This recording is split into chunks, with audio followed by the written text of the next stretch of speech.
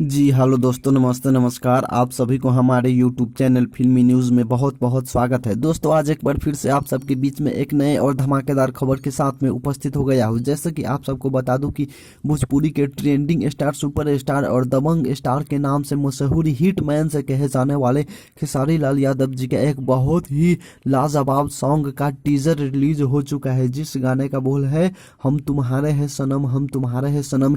इस गाने का फुल HD teaser release हो चुका है, जो कि fam music Bhojpuri official channel पे इसका टीजर रिलीज हो चुका है, जो कि एकदम बवाल और लाजवाब टीजर है, जो कि टीजर का जोड़ा नहीं है और एकदम बॉलीवुड टाइप का सॉन्ग लग रहा है और भोजपुरी में काफी हटके और अलग सॉन्ग लग रहा है।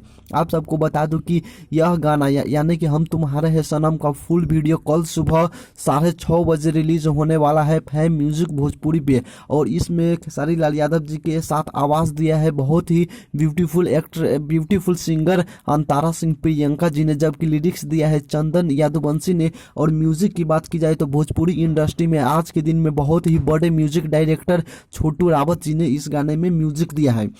तो आप सबको यह वीडियो पसंद आया है तो वीडियो को लाइक जरूर करें और ऐसे ही नए नए भोजपुरी की हर सुपरस्टार की खबर सबसे पहले पाने के लिए हमारे यूट्यूब चैनल फिल्मी न्यूज़ को सब्सक्राइब जरूर करें और साथ में बेल आइकन को दबाना ना भूलें। धन्यवाद।